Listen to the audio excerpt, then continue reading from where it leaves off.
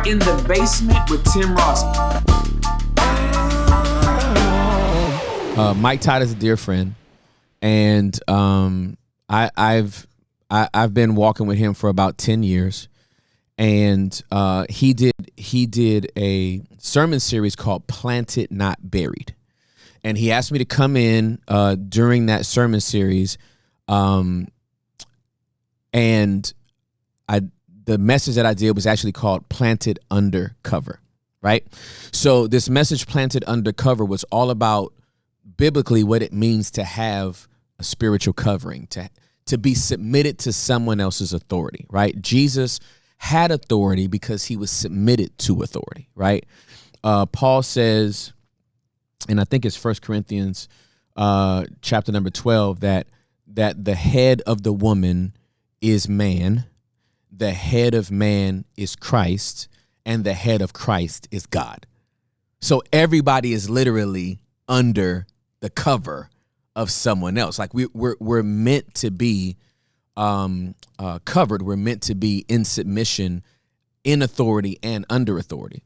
So when it comes to covering, quote unquote, in that context, and mentorship, I've just seen too many people that don't have that in their life, particularly in the ministerial space, and they just wind up dead.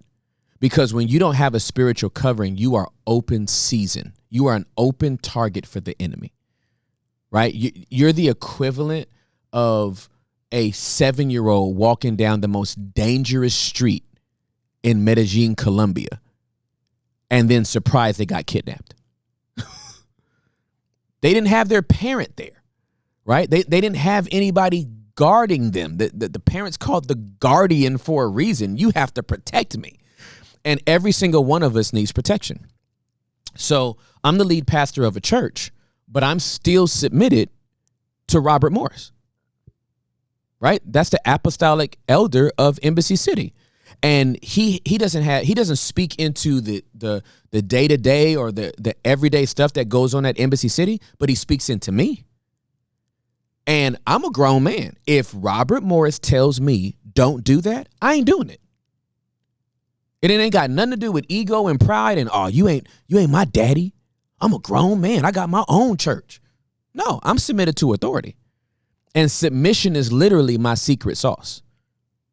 Submission is my secret sauce. And so I really do believe that everybody's supposed to have godly counsel, spiritual authority, people that you're submitted to.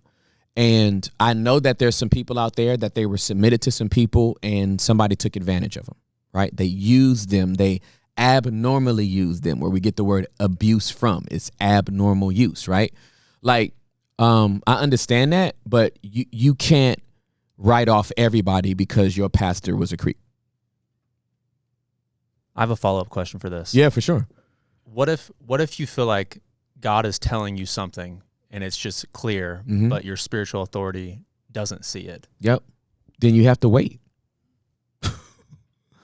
Like submission ain't submission until it feels like submission. Right? Like,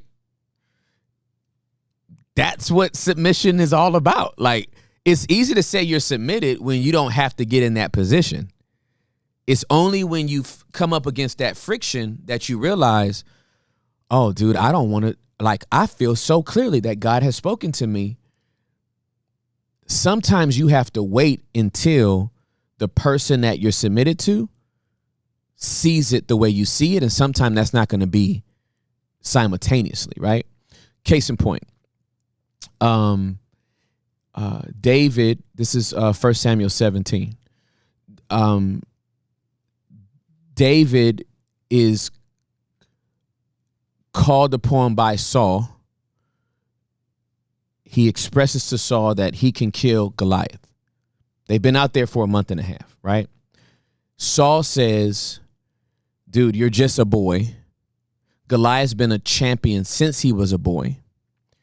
I'm not sure you have what it takes, but I mean, if you think you do, give it a shot, but put on my armor, right? I think David knew as soon as he saw Saul's armor, this ain't going to work. Like, I'm not going to be able to get down in this.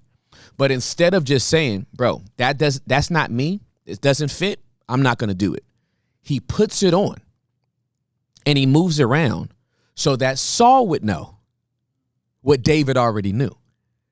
He submitted to his king and he actually put the armor on. I think he knew as soon as he saw it, that ain't going to fit me. But instead of it coming across as defiance, let me try it the way you want me to try it. Then we'll both see this doesn't work. And then you'll tell me to take it off. And now it doesn't look like I was defiant against you. It doesn't look like I was insubordinate because I actually tried it your way. It didn't work. And now you came back and gave me the release to do it the way I want to do it anyway. I want to wear my loincloth and get 5 rocks and go to town. So I hope that answers that question.